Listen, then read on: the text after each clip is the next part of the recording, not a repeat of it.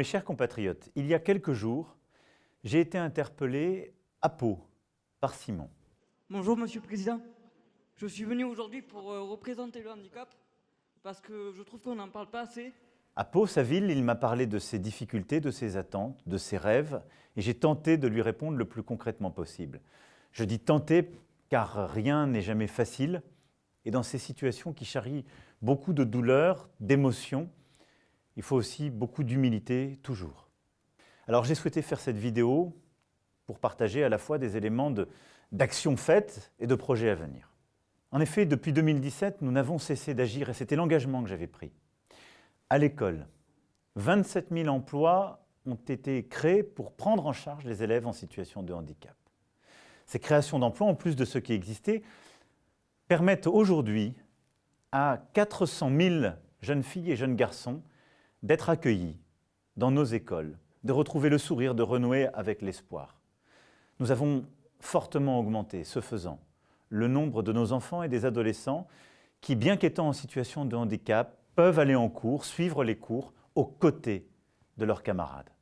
Parce que nous avons créé plus de postes, justement, d'AESH. Là où il fallait justifier de son handicap plusieurs fois pour obtenir une aide, nous avons mis fin à la complexité administrative, en reconnaissant enfin les droits à vie. De manière très concrète, ça veut dire qu'il en est fini de ces examens fous qu'on demandait à des personnes, par exemple aveugles, de refaire tous les 5 ans, à des gens dont le handicap, nous le savions bien, était irréversible, d'aller refaire les mêmes examens, la même paperasserie avec la même incertitude, de manière régulière. Les droits à vie, c'est à la fois de la simplicité et de la dignité reconnue. Nous avons aussi lutté contre la pauvreté en revalorisant l'allocation adulte handicapé de 100 € par mois, et en facilitant l'accès au travail, en développant les solutions de travail adaptées. Nous avons mis fin à cette injustice qui excluait du vote nombre d'handicapés en ouvrant ce droit essentiel du citoyen aux majeurs protégés. Si les Françaises et les Français me font confiance, l'école inclusive sera au cœur du prochain quinquennat. Tous les enfants en situation de handicap doivent pouvoir être scolarisés avec les autres. Et parce que c'est bon pour eux, pour développer leur créativité, leur talent, pour vivre en société, et parce qu'aussi cette confrontation à l'altérité est importante et est bonne pour l'ensemble de la classe et pour toute notre jeunesse. Parce que la nation fraternelle se construit dès le plus jeune âge. Alors pour atteindre cet objectif, l'accompagnement des enfants en situation de handicap ne s'arrêtera plus aux portes de la classe, mais se fera aussi à la cantine, après l'école, pendant les vacances. Pour ce faire, nous proposerons aux accompagnants d'élèves en situation de handicap des contrats de 35 heures. Ces femmes et ces hommes remarquables que sont les AESH que j'évoquais tout à l'heure pourront ainsi tourner la page du temps partiel subi. Ils deviendront non plus seulement des accompagnants d'élèves, mais des accompagnants d'enfants. C'est donc un profond changement pour les familles, pour les enfants et les adolescents. Et c'est un profond changement pour les AESH qui auront un temps complet, seront mieux payés, ce qui nous permettra d'en recruter davantage et surtout de les garder. Avec Simon, nous avons échangé sur la difficulté pour les personnes en situation de handicap de suivre des études supérieures. Et c'est vrai.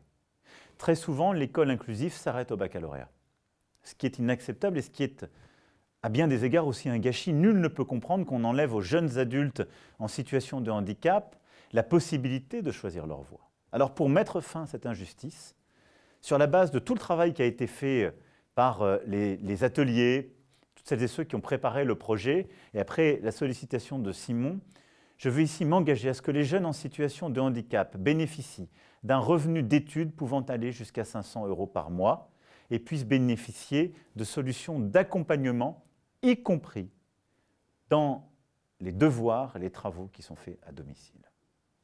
Ce sera coordonné avec les universités et avec des solutions concrètes d'accompagnement.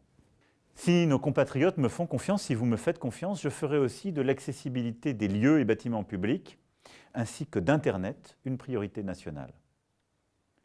D'abord, pour connaître, une plateforme publique recensant l'offre d'habitat inclusif sera mise en place. Ensuite, adapter.